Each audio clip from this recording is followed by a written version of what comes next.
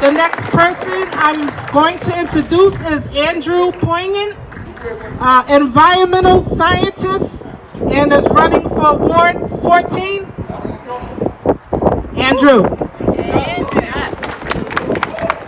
Thank you, Terry. Hi, everyone. I'm Andrew Poyant, and I'm running for City Council here in Providence. My friend Monica Huertas was scheduled to speak before me. For the last 2 months, she has been battling asthma. She spent this week in the ER with her child in an isolated room due to the ongoing COVID pandemic. Chronic respiratory illnesses, including asthma, is one of the pre-existing conditions that increases people's risk to COVID. Asthma is also the #1 reason for extended absenteeism here in Providence. We need to assure that we spend the infrastructure and ARPA money in ways that improve air quality in the neighborhoods with the worst air quality here in Rhode Island. So that way Monica and her family don't have to continue to go to the ER. Yes.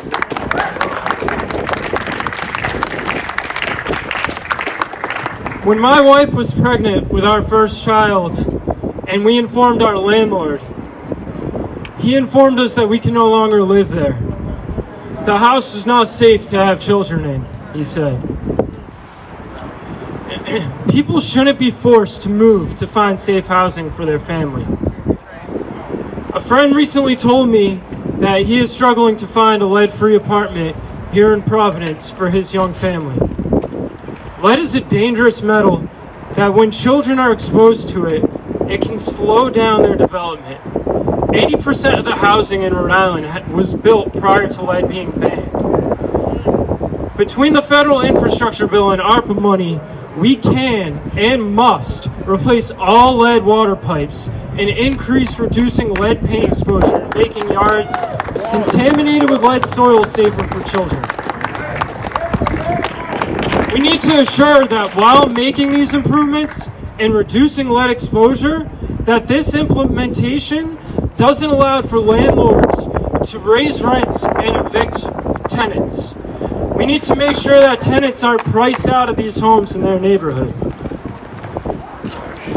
My family's largest expense by far is childcare.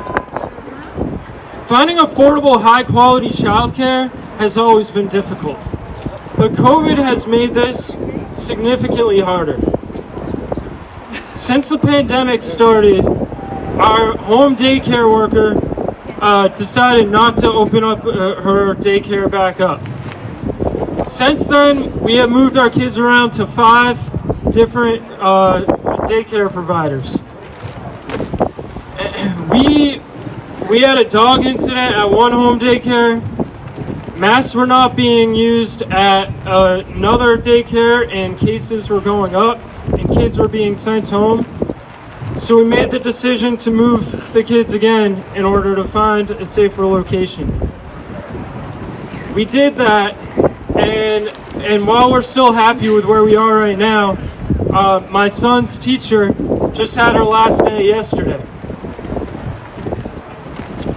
We need to invest in child care workers, for care workers, especially child care, above and beyond what Governor McKee is proposing to provide, so there's sufficient funding for these systems before it completely breaks. We need to work towards universal child care. It doesn't make any sense that early childhood education costs more than housing, and then kindergarten is magically free. 7 months ago, the federal government delivered a huge bucket of water next to our burning house here in Rhode Island, and state officials have chosen to watch our house burn rather than pour that water on the house. We know what needs to be done. Let's start spending this money here in Rhode Island. Thank you.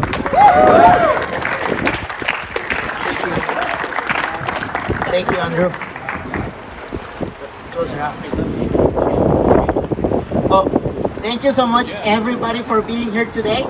I want to highlight that there is a petition so that we can have people back in here working for us spending the money that we already have to fix issues that have been here forever. We have at least 2 senators up here who are ready to go back in there and fight for us. So I want to thank everybody for their commitment, for the love for their neighbors and their community, and get under something right now because we're all getting wet.